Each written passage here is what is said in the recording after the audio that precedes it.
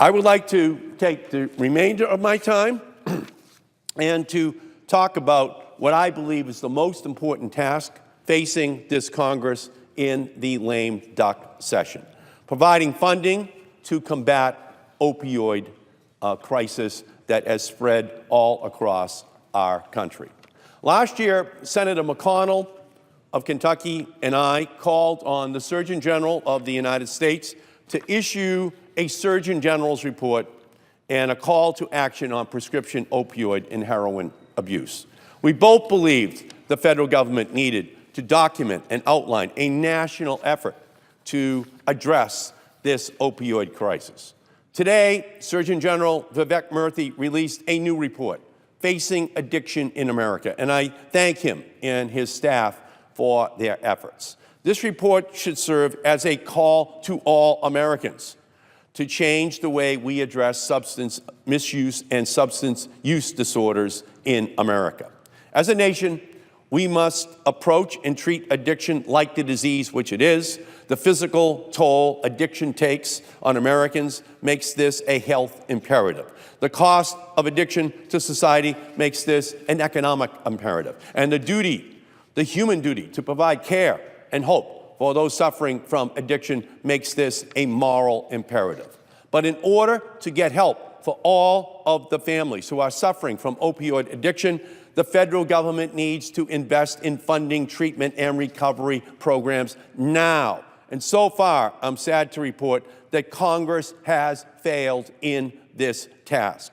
When I'm home in Massachusetts, I hear enormous frustration from people who don't feel that adequate resources are being brought to bear on this epidemic of prescription drug, heroin, and fentanyl addiction. Countless individuals and families suffering with addiction cannot find a bed for detox. And then, when they are at their most vulnerable, they cannot find a place, a provider, or a behavioral support team for long-term treatment and recovery. To her everlasting credit, this past May, my colleague, Senator Jeanne Shaheen, introduced legislation to infuse a one-time payment of $600 million in emergency funding to combat this crisis. We were denied. Then again in July, I and others argued on the Senate floor for the need to invest $1.1 billion into opioid treatment and recovery programs over 2 years. Again, we were denied. We passed the Comprehensive Addiction and Recovery Act, or CARA, but a vision without funding is just an hallucination.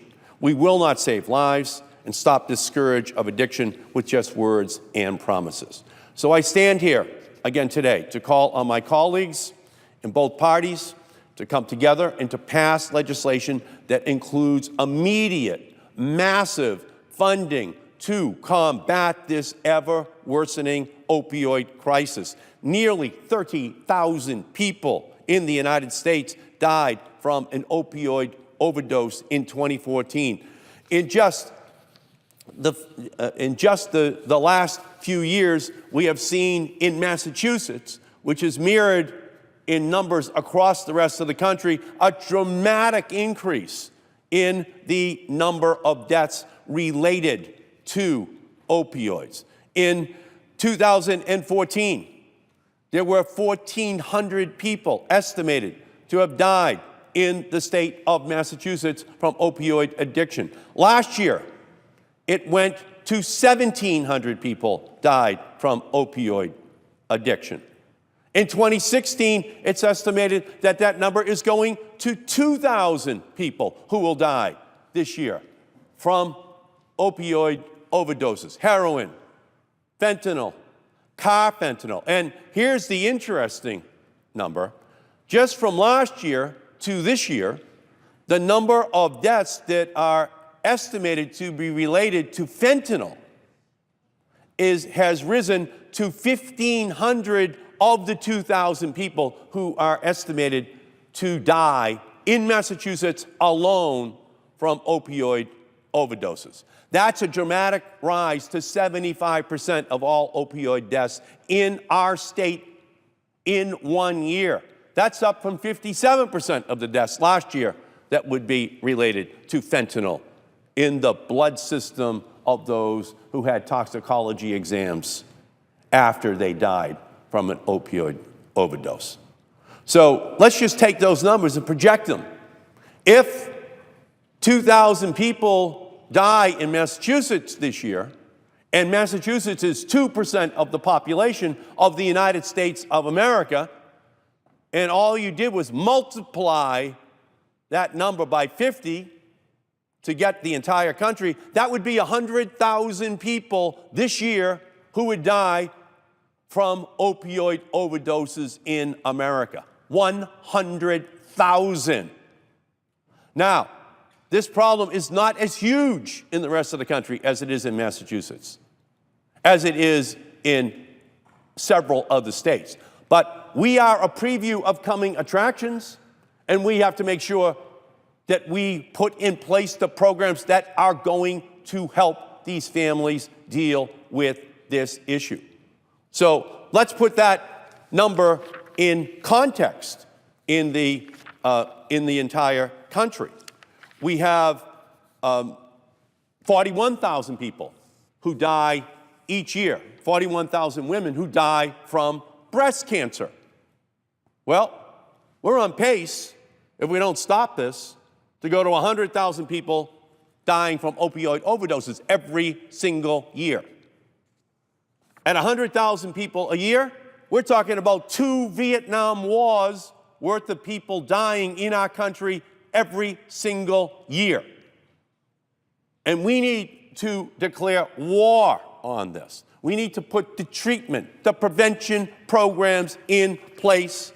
And thus far, we have not provided the resources to the states, to the cities, to the towns, to the families, to the community health care centers to be able to deal with this issue.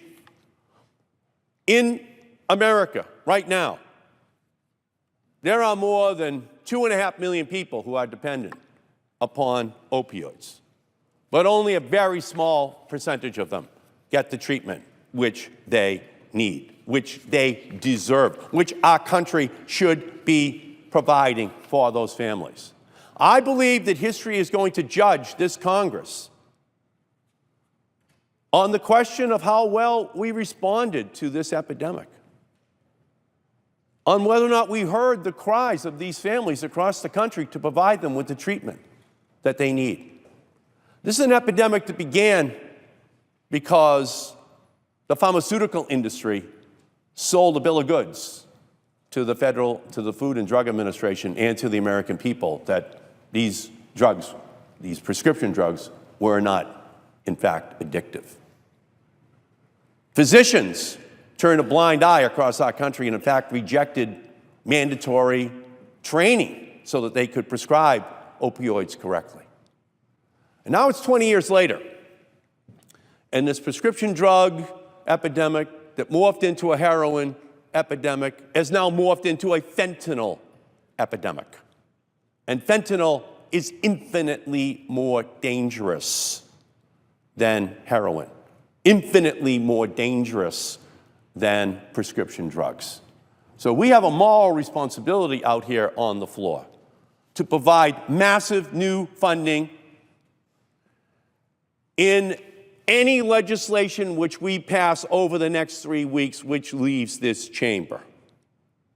We cannot, on a bipartisan basis, ignore the magnitude of this challenge. Otherwise, we're going to come back here next year and the year after and the year after, and we're going to see, ultimately, millions of people die from this epidemic, and history will wonder why we did not do enough to deal with it.